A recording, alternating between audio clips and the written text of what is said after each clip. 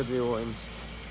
Norvēģijā plāns bija Latvijā noīrēt mašīnu koplietošanas aplikācijā pa lēto. Dēļ daudziem mēģinājumiem mans konts ir nobloķēts. Došos uz Oslo, mēģināšu tur kādu mašīnu noīrēt. Tālāk tad jau redzēs, kas sanāks.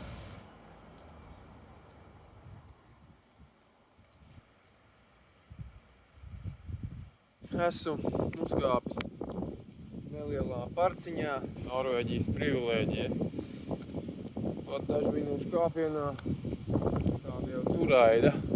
Teorētiski varētu teltis liet, pikniku ieturēt, baudīt vietējo skatu. Vide mazliet mežonīgi, nav nekāda apstādījuma, vienkārši viss aug tā kā aug.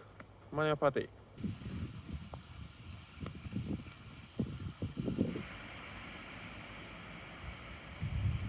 Pieejams šādas telefonu būdiņas.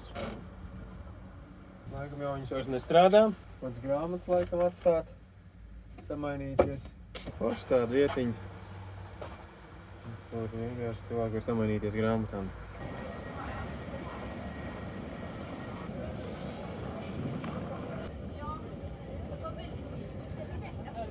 Esmu nonācis Oslo, centrālajā stacijā. Stacija, kā jau lielajās pilsētās, pietiekami liela. Norezervējis vienu naktsmītni, tad jau redzēs, kur došos.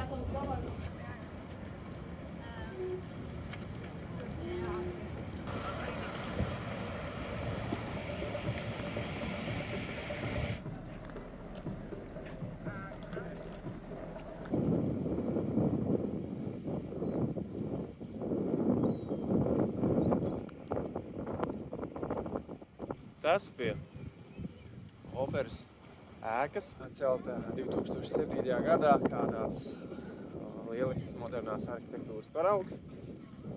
Jā, izstāstīju skaisti, kas man patīk.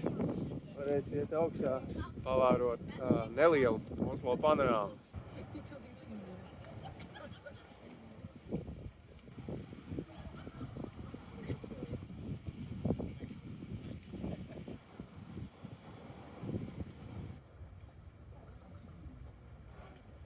Pirmā diena ir noslēgusies.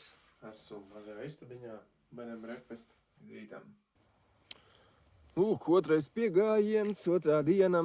Dodos tālāk uz autobusu. Dabūt cerams mašīnu.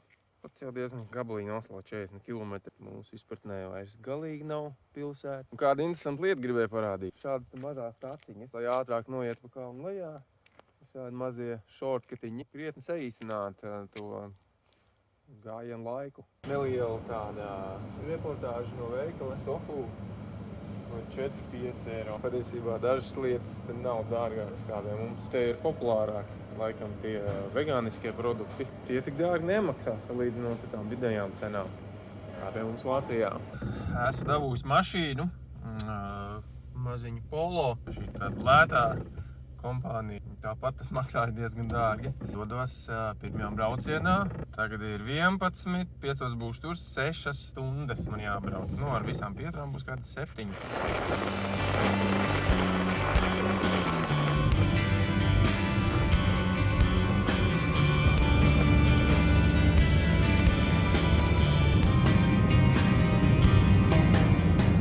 Tas kādu ūdenskritumu.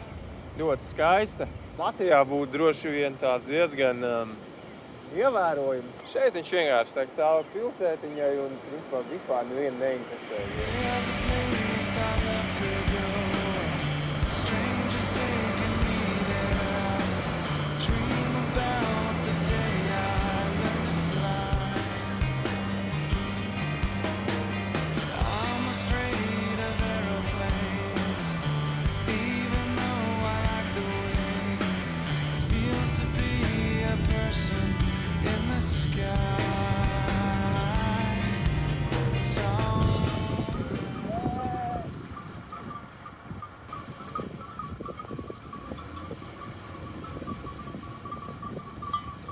Daba te ir nereāli skaista. Pat šādā laikā, kad līs lietus un viss ir miglā, atgādina kaut kādu kalnieti. Zaļi tādi visi, akmeņaini. Pat akmeņi ir zaļi. Tādi skati, viņi ir visur. Tas nav tikai vienā vietā šeit, bet brauc stundām jau un wow.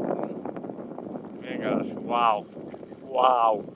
Savā ziņā tas lietus un tas vējš pastiprina skaru un piestāv šai vietai. Protams, saule arī būtu forša un skaista, bet kas ir šajā visā tāds īsts patiess.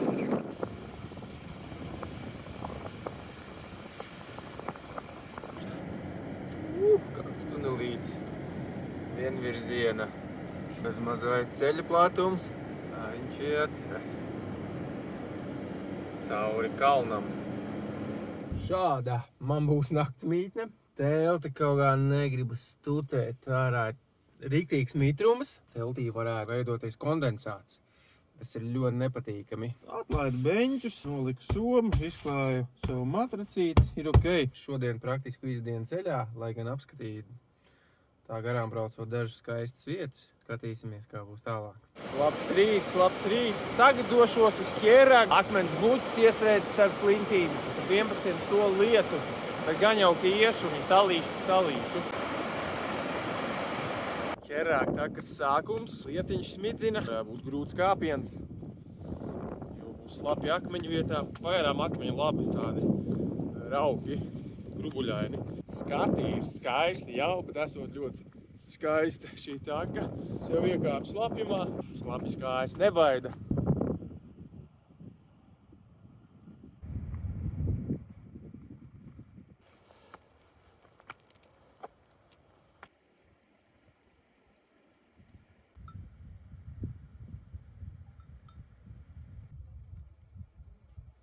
Kā te mājiņa ir paredzēta tikai ārkārtas gadījumiem.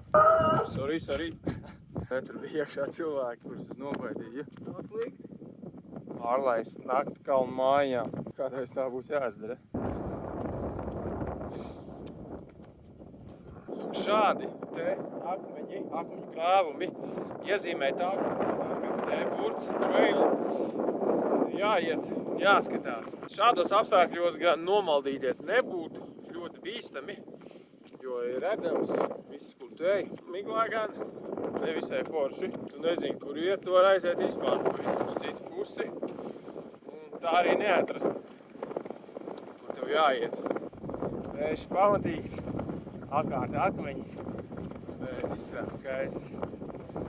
Man augļš mums visam super.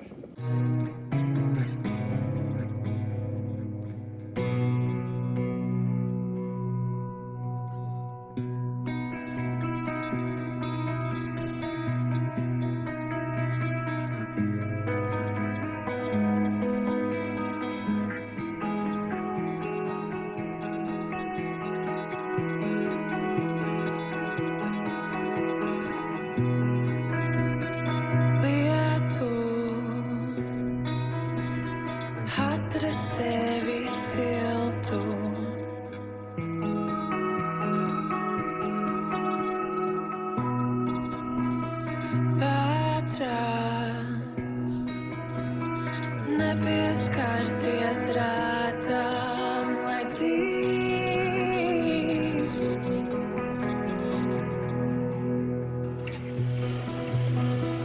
Gaisma, kas siltāka par manu.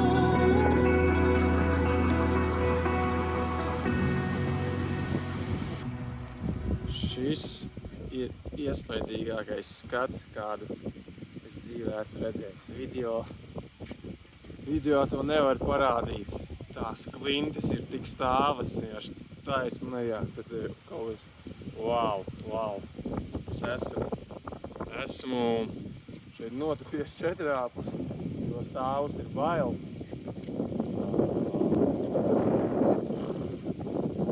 ir kaut kāds. Tā dabas varenība ir unikāla. Re, kur ir pats tas slavenais akmens, kur visi kāpj bet pat labākā aina un pavērs teikt, kaut kas nereāls.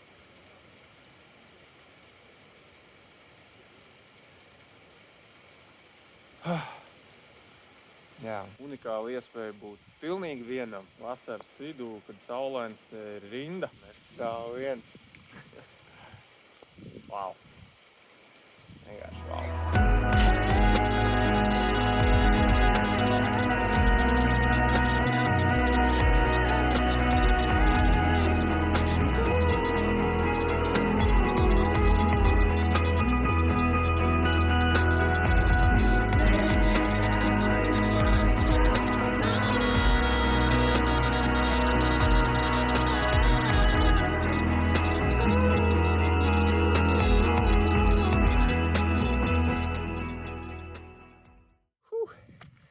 Atpakaļējot, enerģijas rezervīši patērēt, augšā kāpieni.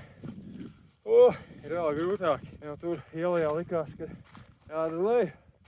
Izvēlās tev liet uz augšu. Bet vairāk man var turēt. Es uzkāpis uz virsotnīti. Šis bija pēdējais pacēlums. Tālāk tikai kritums uz leju. Jā, viss kārtībā. Esmu uztaisījis savu naktsmītni tādā skaistā vietā. Redzēs, ko turēs telts. Gadījumā, ja līs cauri, mašīnas salīdzinoši netālu.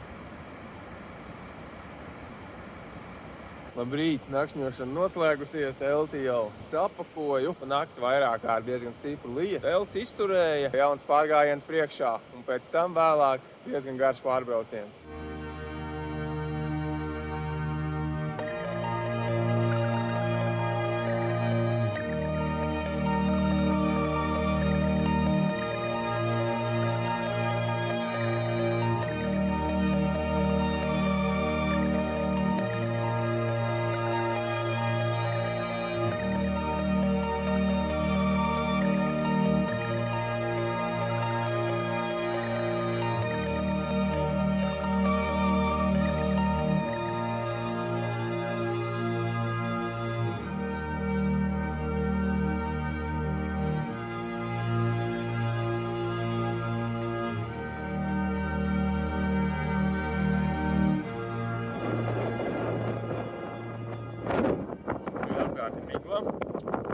Praktiski neko no skatiem neredz, diemžēl.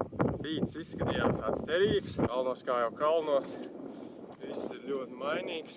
Interesanti, ka šeit cilvēki arī bija palikuši pa nakti. Tā gan principā to nedrīkst darīt. Pēc kā kluso, kā viss kārtībā. Šobrīd ielajā nav redzams absolūti nekas, ir vienkārši balts. Arī savs skaistums. Kaut kāds šarms tajā visā ir.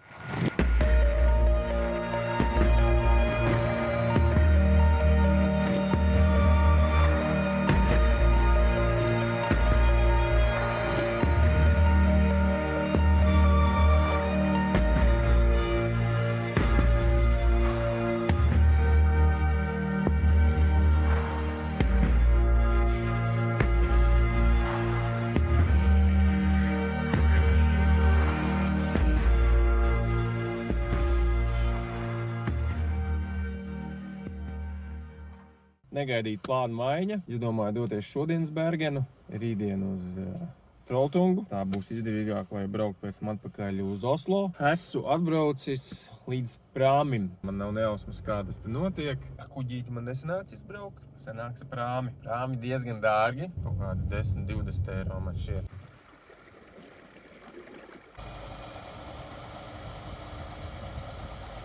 Šeit man atgādina kuģi. Kādā ziņā viss līdzīgi. Un tā smarža ir līdzīga. Nekur var kafetērija, nekur var dzīvot, pasēdēt vienkārši, pačilot. Diezgan šūpo.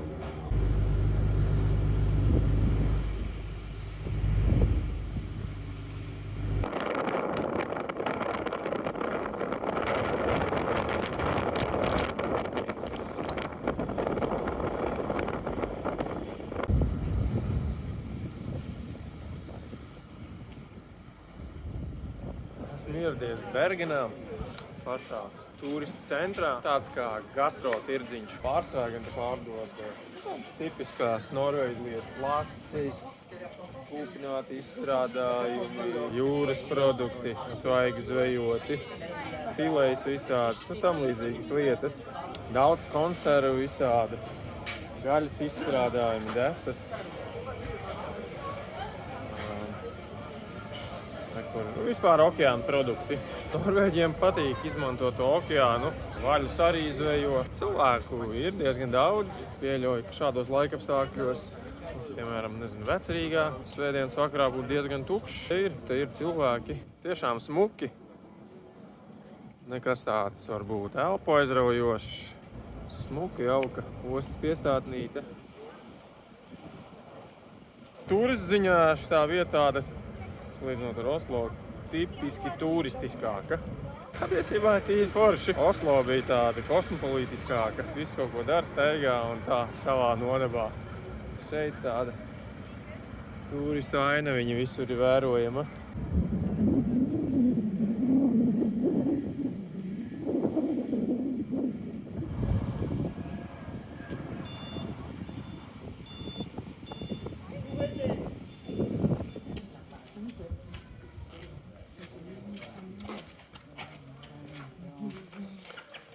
Šādi, acīm redzot, ir izskatījušās viņa ieliņas. Šobrīd patiešām arī šīs ir ieliņas. Katrai šādai alejai, koka alejai ir savs nosaukums.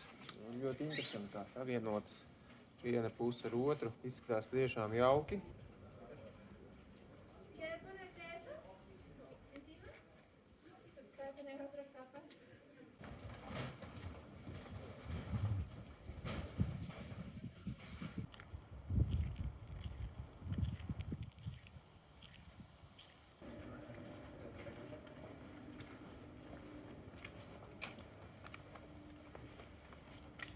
Ļoti skaistas šādas mazas pašauras ieliņas, lītas nokrāsotas. Patīk iztēloties, iedomāties, kā tas ir bijis 100, 200 gadus atpakaļ. Kā dzīvojuši cilvēki viens pie otra, visi turējās vienkopus. Jā, tiešām skaisti, tiešām skaisti. Ja vēl novāktu atkritumu urnas, tad būtu pavisam jauki. Kaut kas man vienmēr ir paticis šādās mazās ieliņās. Viena ieliņa, tad savienojums to arī pacelties uz nākamo daudzlīmeņu pilsētu. Redz, cik te skaistas trepītas. Vienkārši fantastiski. Super lielisks skats. Neviena turisti nav. Burvīgi. Tiešām burvīgi.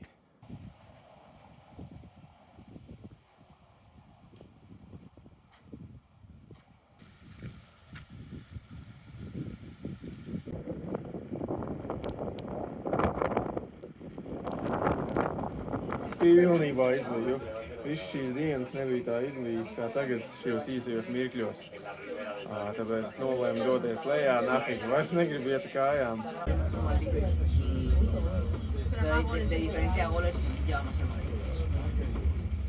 Es jau sataisījies, gatavs doties ceļā uz pēdējo tādu turistu apskates vietu. Troļļamēli, garš kāpiens. Redzēs, kā ies laikapstākļiem. Ja nebūtu lietus, būtu fantastiski kaut kur tur palikt pa nakti, teltī, un skatīšos pēc situācijas. Aši piestājot ceļa malā, steidzoties uz nākamo vietu, kur man būs autobus rezervēts 11. Paskat, kāds ūdenskritums. Tās ir gaugās. Wow. Fenomenāls skaistums. Tā Norvēģija nebeidz pārsteigt ar šo dabas krāšņumu. Brīnišķīgi.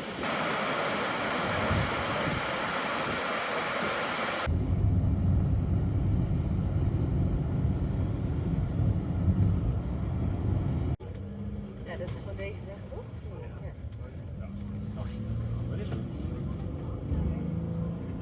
Sāku kāpienu slaveno Troļļamēli. 10 kilometri, 7 līdz 10 stundas.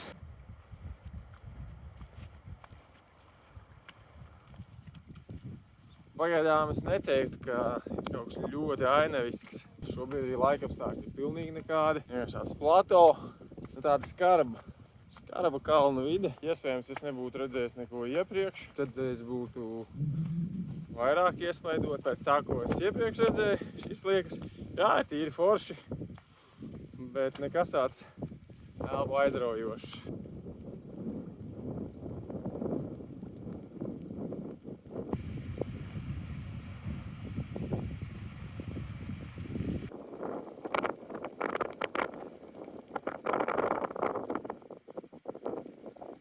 Tā ļoti interesantāk. Kā ezeņu upītis parādās, kāda augu valstība, kas to vaino padara nedaudz acī tīkamāku. Parunājos ar vienu čali, stāstīja kā bijis, kā viens pāris ir mēģinājis gulēt kaut kur tur. Vējš bijis tik traks, ka viņiem saplēst telts. Nakti pārlaiduši kaut kādā drošības patvērumu mājā. Jāmēģina ir atrast aizvējuši, jo vēl ir zemu telts. Principā, kas man ir pietiekami zemu. Tad nesot tik traki.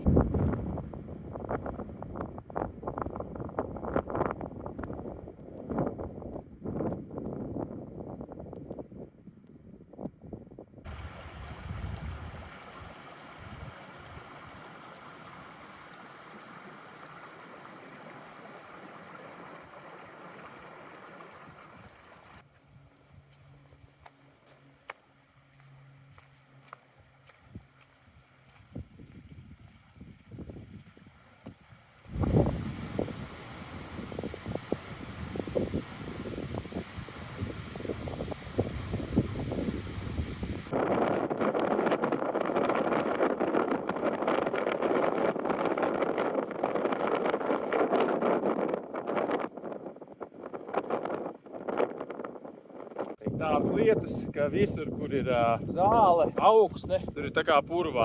Pilnīgi tā dūkšnājas, viss ir slapš, gribas kājas iekšā. Pat telti nebūtu, kur uzsliet.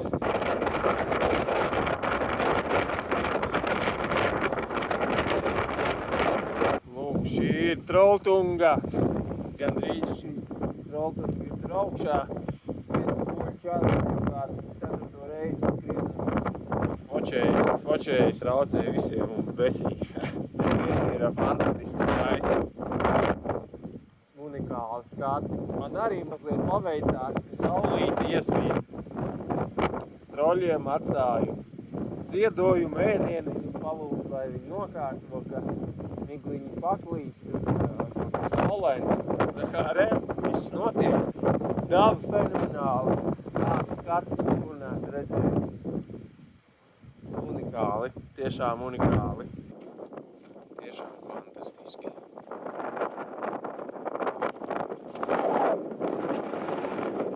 Troļļu zeme Norvēģija.